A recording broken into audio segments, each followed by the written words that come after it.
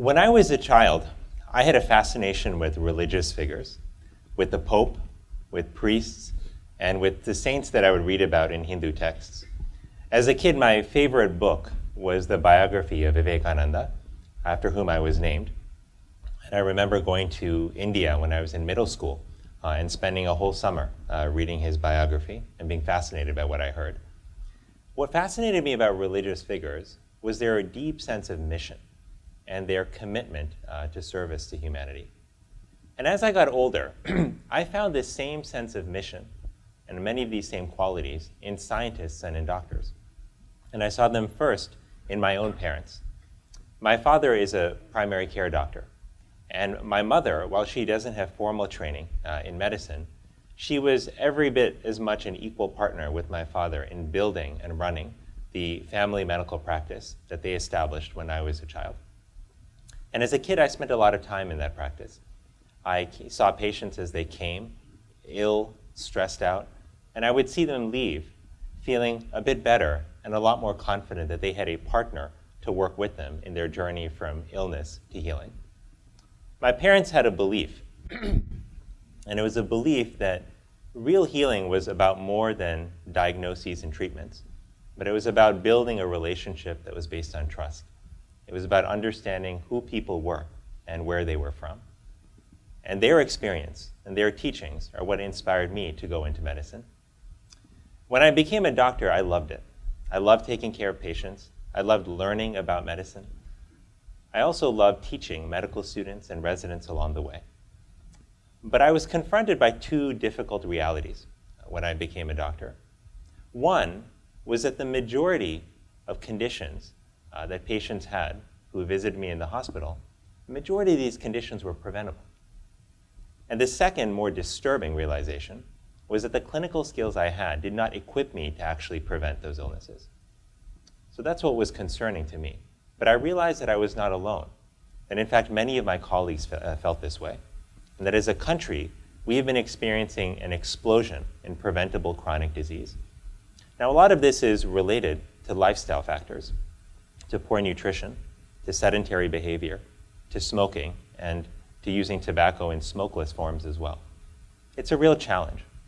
And to give you a sense of how big a challenge lifestyle-related preventable chronic disease is, it accounts for the majority of deaths in the United States now, and it accounts for an even greater proportion of healthcare costs. It's also worth noting, these illnesses disproportionately affect minorities and the poor. And they're not just an American problem, but countries throughout the world, including India and China, are dealing with rising rates of diabetes, of obesity, and of cardiovascular disease. So this is really a global problem. But here's the key. We're not going to solve this problem if we just build more clinics and more hospitals. What we need to do is we need to go further upstream. We have to address the factors that are contributing to unhealthy choices. And there are two types of factors there. First, there are structural factors.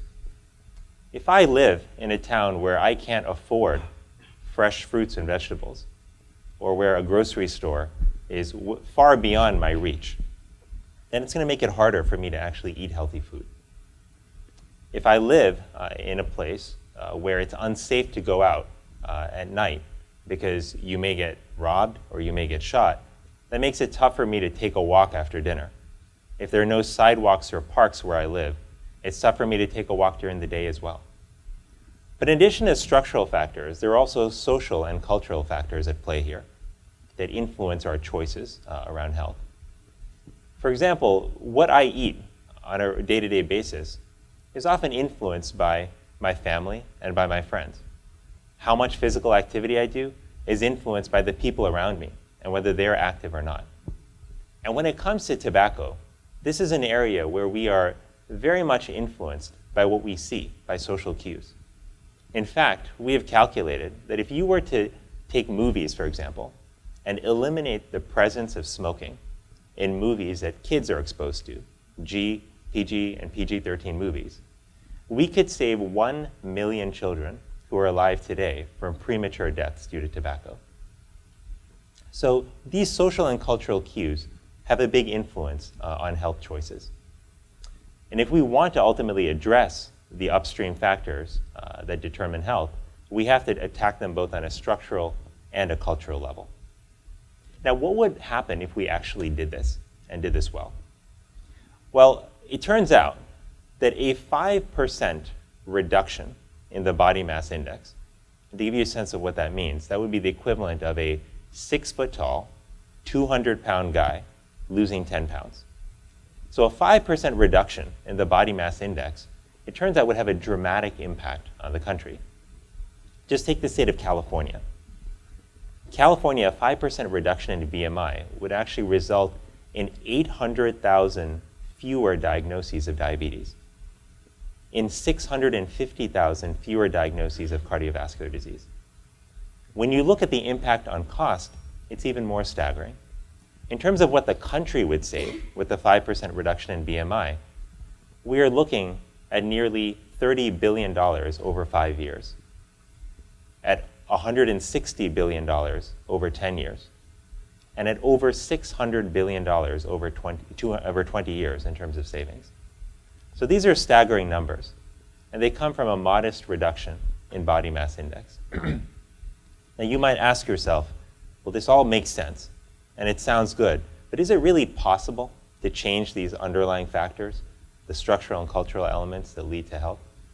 And I will tell you that having spent the last few months as Surgeon General traveling to big cities and small towns across America, having spent time listening to local leaders and community members about not only the challenges that they're facing, but also about the innovations that they are implementing, I have found that it is in fact possible, and I believe more strongly now than ever before that we can do this broadly across the country and across the world, because it's happening in small pockets.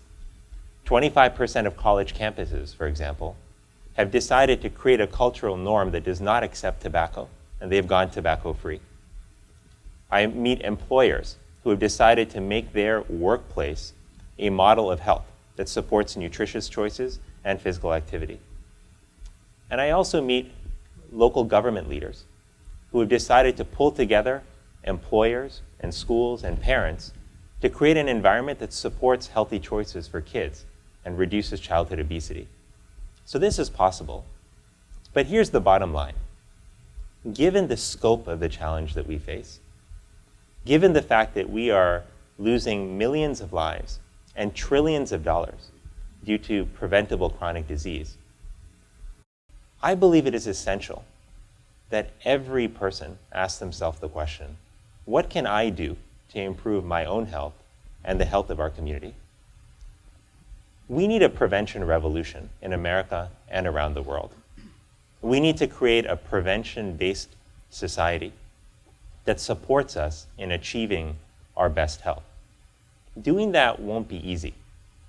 It will require collective effort, but it's essential. It's what we need to do right now.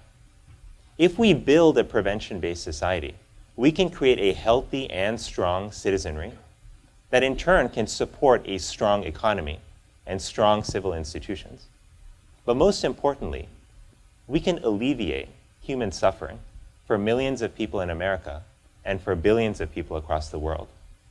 We can alleviate the suffering of people like the young woman that I took care of in the hospital who suffered from a lifetime of obesity and nearly lost her life after a diabetes-related infection spread to her bloodstream and caused sepsis. That's why this is so important. That's what's at stake here.